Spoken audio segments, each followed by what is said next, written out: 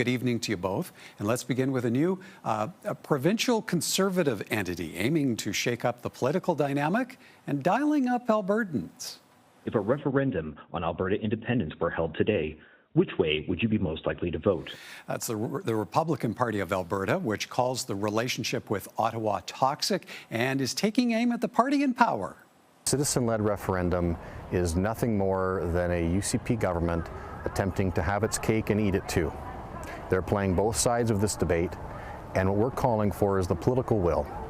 Call for a binding referendum. The prospect of frustrated Albertans turning to a separatist party is on the Premier's radar. I don't want to see that happen. I want to see us identify the issues that matter to people. Let's not demonize people. Let's acknowledge that the feelings that they have a root, and the root is in the way Alberta has been treated for the last 10 years by the Liberals. As for the opposition's take, causing all sorts of business uncertainty by putting these, lofting these massive ideas out there and refusing to take responsibility for them. That's not leadership. Albertans could potentially vote on separation next year. Alex, what's your read on the risk of an Alberta separatist movement growing into a mainstream political party? Something maybe of the impact or the scale of the Bloc Québécois, Parti Québécois. I mean, the Parti Québécois or, the UK, as they saw with Brexit. Sometimes these small grassroots movements have a way of taking on a life of their own and having implications that no one really expected or really wanted. I mean, I do think we're playing with fire here. One of the things that has bothered me about the conversation thus far is it feels like we're conflating two different topics. So there's the issue of alienation, which is the fact that a lot of Albertans feel like Ottawa doesn't understand them, that we're not represented. And there are real historical reasons for that. But separatism is a very specific solution to that most Albertans do not feel. But when we start presenting separatism or talking about separatism like it's the only solution to alienation, that is, I think, where it kind of twists what Albertans are actually thinking. And when we start presenting this as a real solution, when we have a premier who I must say I agree with the leader of the Republican group when saying she's trying to kind of both sides it here, we run a real risk of this, gaining some populist energy, harnessing the alienation that people feel right now, and turning into something that we are not prepared for or really asking for. Dan, this talk of separation, flash in the pan post-election, or could this in fact end up being a transformational time in Alberta politics?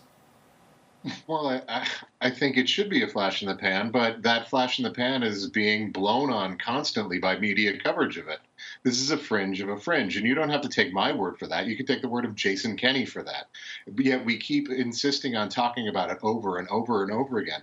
The Albertans I know that may be alienated from Ottawa, but they're ultimately pragmatists. And Quebec still hasn't recovered economically from all of the dancing with separation that they've been doing for forever. This is fundamental immaturity on a big part of the Alberta population. And if a relationship is toxic, there's two parties in a relationship. It's not just alienation from Ottawa. How would we as Albertans ever know if Alberta did anything right? We would see a litany of columns from Rick Bell telling us that everything is wrong all the time, because that is what he gets money to do. And if we're not going to fundamentally grow up as a province politically, I don't see how anything changes. Alex, where do you think the separation dialogue leaves Alberta with the rest of the country? And how much attention should we pay to those perceptions? I think we should pay attention to those perceptions. Polling suggests that, Albertans are proud to be Albertan, but the majority of them are also proud to be Canadians. As Dan has already alluded to, Montreal used to be a much bigger financial center than it is now. But when, Quebec started talking about, oh, maybe we don't want to be here, a lot of companies said, great, well, we'll just move to Toronto. And so I think there is a very real risk here that even if this isn't a thing that's going to happen, even if this isn't a thing that we move forward with, businesses love nothing more than certainty. And if they're going to look at Alberta and say, I don't know if they're actually going to start dabbling with this or talking about leaving, maybe we're going to move our headquarters to Vancouver. Maybe we're going to take a second look at Toronto. So, the economic impacts here, it's not just about whether or not, Ontario likes us or not. It's about the very real impacts this could have on our economy. Okay, so let's move forward then to our next topic. We heard from the Alberta Teachers Association off the top on rejecting a mediator's recommendation, paving the way to a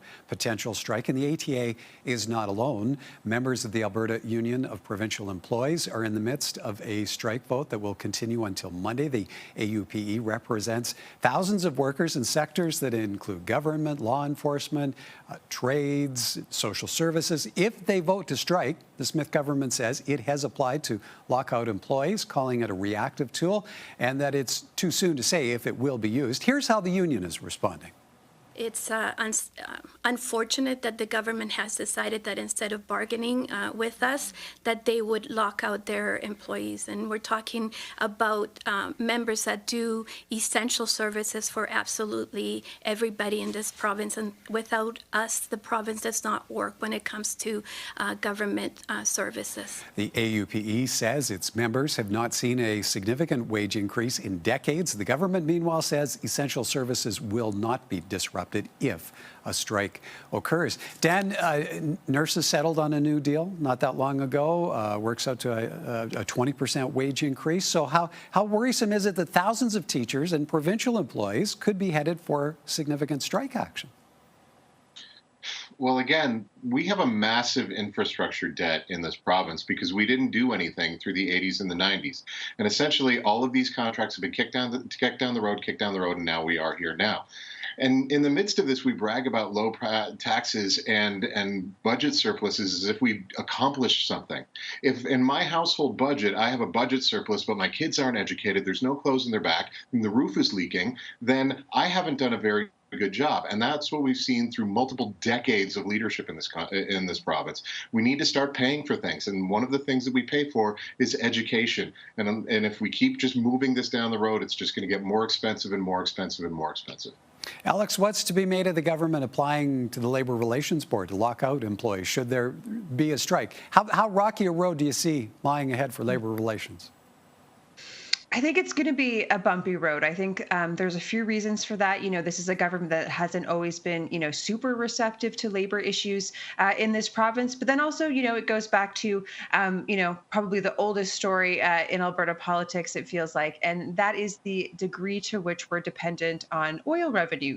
Even if this was a government that was, really wanted to put money into this, wanted to, deal with some of these historic debts, the reality is that so much of our budget is pinned to resource royalties, and at a time when we're dealing with overall economic uncertainty. I mean, I think our budget this year was, predicated on the idea that barrels of oil for WTI would be going for $68 a barrel.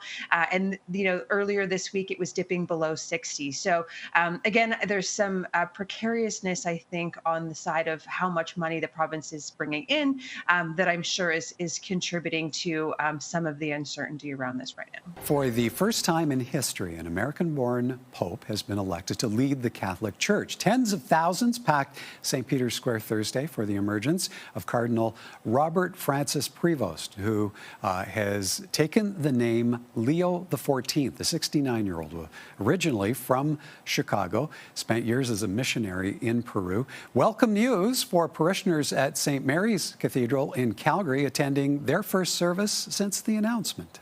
We're on the right track if all of the conclave was on the same page right away. Let's not judge him in any way. Let's pray that he gives us, guidance and love and good things for all people. Calgary's bishop, who is also president of the Canadian Conference of Catholic Bishops, has met the new pope on a number of occasions. I see in the choice that in some ways the Holy Spirit is continuing the need for the church to evangelize, to allow the gospel message to be received. And I think his experience of working in the missions will sort of bring that perspective that the church is universal. According to the 2021 census, nearly 11 million Canadians identify as Catholic. Dan, a pope from the U.S. who's sending a message of papal continuity. What's to be read into this election from a geopolitical standpoint? I think it's an interesting balancing act. So I need to clarify, I'm coming from the Anabaptist tradition, which is about as non-Catholic tradition as you could find. However, it seems like they're playing an interesting game where he is an American, but he spent most of his career working in Peru, which is an interesting thing. The vast majority of Catholics in the world right now come from the global South. So as we see that play out in terms of anti-immigration messages throughout Europe and North America, I think that this is an interesting balance that the church is trying to forge with the new Pope Leo. Alex, is this a pope for the moment? What message do you see this election sending the world? It does feel like a moment, at a time when American leadership worldwide feels a little bit shaky. It feels like they're putting forward a vision of global relations that is more conservative, more protectionist than what we've seen before. This does feel like, a step in the other direction. And to have two global leaders from the same country, both very vocal about their beliefs and their beliefs feeling like they're a little bit in opposition to each other. Man, I didn't realize I was looking for an American pope, but it's certainly interesting, the conversation. I can't imagine how this is going to play out. Dan, with the new pope being American, how's that fit into the Trump dynamic, especially with the U.S. president posting an AI-generated image on social media of himself as pope last weekend? Well, those of us who are followers of Christianity have great concerns about idolatry. And I think that Donald Trump has certainly set him up to be accused of setting himself up as an idol. It's generally a very bad thing where you should be concerned about that. However, for Roman Catholics, I think that this is an important time to see that continuity as part of their history. Leo, the namesake of this new pope, was very involved in recognizing that there was a social and political aspect to the gospel. And I think if this is going to be the overriding movement of the Roman Catholic Church, I think it's going to be interesting to see them in opposition to current American leadership, especially Catholics like J.D. Vance, who think that the Roman Catholic Church has gone wrong ever since the reforms of 1968 and Vatican II. Yep, some interesting times ahead. Okay, for us, one more topic, that is the launch of new tools to help motorists in Calgary better navigate the frustrations of construction season. There's no end. There's no end to construction. You go everywhere in this neighborhood, it's terrible. We have such a short construction season, so I am cognizant of that, but could be handled a little better. Turns out it starts with keeping an extra close eye on congestion, as in more than 200 live camera feeds from major intersections monitored 24/7 at Calgary's Traffic Management Center. Right now, more than 90% of the controller is able to connect to the TMC. We can make signal timing change remotely. So the goal is to have 100% connectivity. While adjusting lights in real time helps keep things moving, operators also rely on notifications from AI tools to comparing historical travel time data. And then there's the planning process. We try to schedule the work, and we try to work specifically with our project managers and our contractors to look at those opportunities and try to schedule that work at less disruptive times. The city also has launched a new centralized web page combining closure maps, live cameras, detours, and commute times. Alex, as a Calgarian, what do you make of the city embracing tech, even AI, to get a better handle on maintaining traffic flow? This actually feels like potentially a useful case for AI, in the sense that it's trying to make sense of large amounts of traffic or large amounts of information flows in a way that would probably challenge for a person sitting at a desk.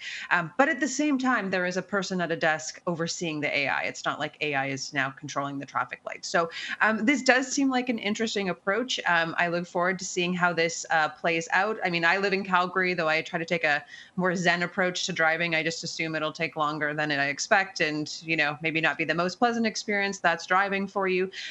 But yeah, I mean, there is just a general sense in Calgary that we're bursting at the seams a little bit as people continue to move in from other provinces, which is good in a lot of ways.